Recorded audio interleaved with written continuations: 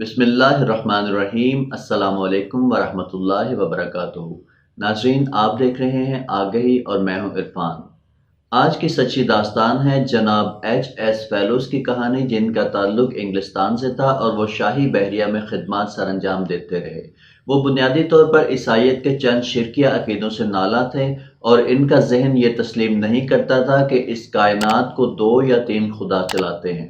وہ اگرچہ شروع میں صحیح اسلامی تعلیمات سے ناواقف تھے اور اسلام کے بارے میں انہوں نے جو بھی پڑھا تھا وہ یورپی مصنفین کی تعصب انگیز تحریریں تھیں، جن کی وجہ سے اسلام ان کے دل میں گھر نہ کر سکا۔ لیکن بعد میں جب انہوں نے مسلم مشن لندن سے رابطہ قائم کیا تو انہوں نے انہیں مسلمان مصنفین کی لکھی ہوئی کتابیں بھجوائیں، جنہیں پڑھ کر اسلام کی صحیح تصویر ان پر واضح ہو گئی اور انہوں نے اسلام کی حقانیت سے متاثر ہو کر اسلام قبول کر لیا۔ بہت فکر انگیز کہانی ہے، ساتھ رہیے گا۔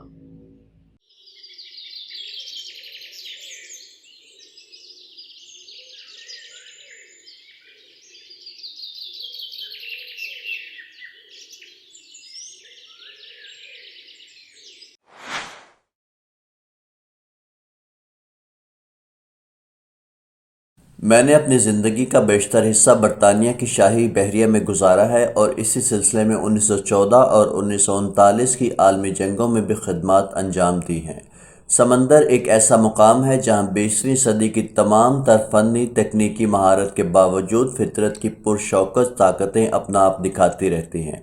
ہیبت ناک آندھیاں اور غضبناک لہریں اس سلسلے کی معمولی مثالیں ہیں۔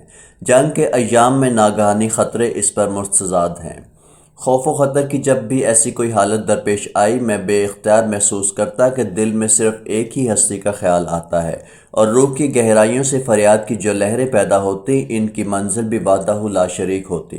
مگر عیسائی گھرانے میں پیدا ہونے کی بنا پر اب تک مجھے یہی بتایا گیا تھا کہ دنیا کا نظام تثلیث پر قائم ہے، یعنی باپ، بیٹا اور روح القدس۔ لیکن میرا ضمیر اس موزیقہ خیز فارمولے کو ماننے سے گریز کرتا رہا۔ آگے بڑھ کر مزید غور کیا تو عیسوی مذہب میں بہت سی اور بھی ناقابل فہم باتیں نظر آئیں۔ مثال کے طور پر کفارے کا فلسفہ خاک سمجھ میں نہ آیا۔ میں اکثر سوچتا کہ جب ہمیں اپنی دنیاوی غلطیوں کا نتیجہ بالفعل خود بھگتنا پڑتا ہے تو یہ کیسے ممکن ہے کہ دوسری دنیا میں ہم گناہوں کی سزا سے محض اس لیے بچ جائیں گے کہ یسوع مسیح علیہ السلام ان کا کفارہ دے چکے ہیں۔ آگہی۔ دوسری بات جس سے مجھے سخت وحشت ہونے لگی وہ پیدائشی گناہگار ہونے کا نظریہ تھا۔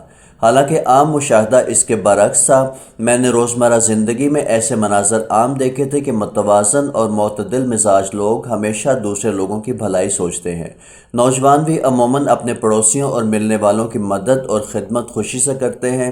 جہاں تک بچوں کا تعلق ہے، ان کے والدین اگر اچھے ہوں اور اساتذہ ذہین اور تجربہ کار ہوں تو ان کی عادتیں یقیناً اچھی اور قابل تعریف ہوتی ہیں۔ چنانچہ ازلی گنہگار کا نظریہ انسانیت کی توہین کے سوا کچھ نہ تھا۔ ان شبہات اور سوالات نے میرے ذہن کو مضبوطی سے جکڑ لیا تھا۔ سمجھ میں نہیں آتا تھا کہ کیا کروں۔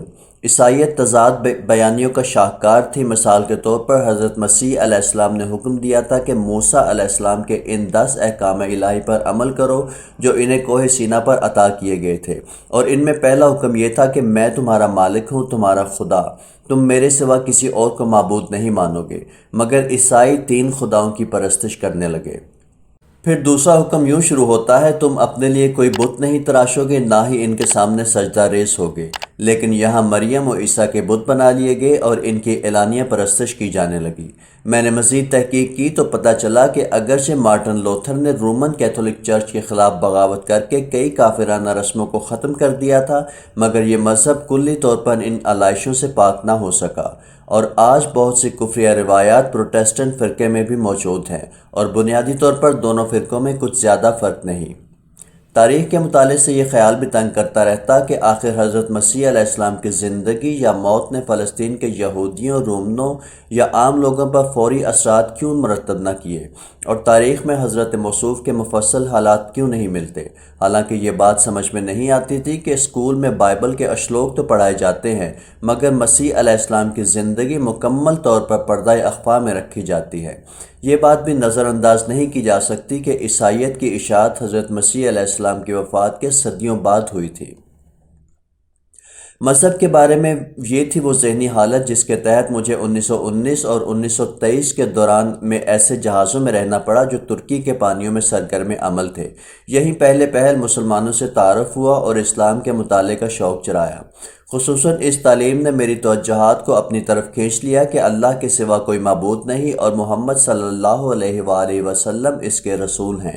میں نے اسلام کے بارے میں کتابیں خرید لی، ان میں سے غالب تعداد ایسی تھی جن میں اسلام کے خلاف سخت تعصب کار فرما تھا۔ پھر گزشتہ 3 صدیوں سے عثمانی خلفاء یورپ کے ساتھ جو کچھ کرتے رہے تھے اور ترک سیاستدان اور حکام جس قسم کے کردار کے مالک تھے، اس نے میرے اندر اسلام کے لیے جوش و سرگرمی کا جذبہ کم کر دیا۔ میں نے یہ معاملہ ترک کر دیا۔ خدا سے میرا تعلق قائم رہا مگر اس کی نوعیت مجہول اور انفعالی قسم کی تھی۔ آگہی کم و بیش 1 سال اور گزر گیا۔ میں نے دوبارہ اسلام کو سمجھنے کی کوشش شروع کر دی۔ اب میں نے مسلم مشن لندن سے براہ راست رابطہ قائم کیا۔ وہاں سے مجھے مسلمان مصنفین کی لکھی ہوئی کتابیں بھجوائی گئیں۔ ان کتابوں نے مغربی علماء کی علمی دیانت کی قلی کھول دی۔ بدگمانیوں اور غلط بیانیوں کا جو کھیل یورپ کے مصنفین رچاتے ہیں، اس پر دکھ ہوا اور حیرت بھی۔ عبارتوں کو توڑ مروڑ کر اور مطالب کو مسخ کر کے من مانے مفاہیم برآمد کرنا ان دانشوروں کا دل پسند مشغلہ ہے۔ ان کتابوں نے یہ بھی بتایا کہ یورپ اسلام کے خلاف کیوں ادھار کھائے بیٹھا ہے۔ دراصل اسلام ایک مرتبہ پھر بیدار ہو رہا ہے اور ایسی تحریکیں چل پڑی ہیں جو پوری سرگرمی کے ساتھ اسے اس کے مکمل اور صحیح صورت میں جدید سائنسی اور تاریخی ضرورتوں کے تحت پیش کر رہی ہیں، اور یہ چیز ثابت ہوتی جا رہی ہے کہ صرف اسلام ہی عہد حاضر کے تقاضوں کو ساتھ لے کر انسان کی رہنمائی کر سکتا ہے۔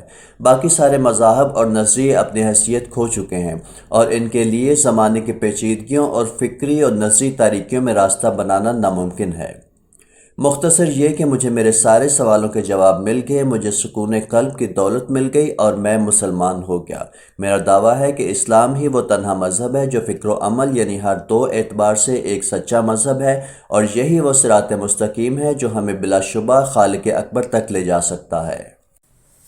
ناظرین، یہ تھی آج کی سچی داستان۔ چینل سے جڑے رہیں۔ ویڈیو اگر پسند آئی ہو تو لائک کر دیں اور زیادہ سے زیادہ اپنے دوستوں اور احباب میں شیئر کر دیں۔ چینل کو سبسکرائب کر لیں اور بیل آئیکن کو بھی دبا دیں، کیونکہ اس چینل پر ابھی بہت کچھ آپ کی دلچسپی اور معلومات کے لیے آنے والا ہے۔ اپنا بہت سارا خیال رکھیے گا۔ فی امان اللہ۔ آگہی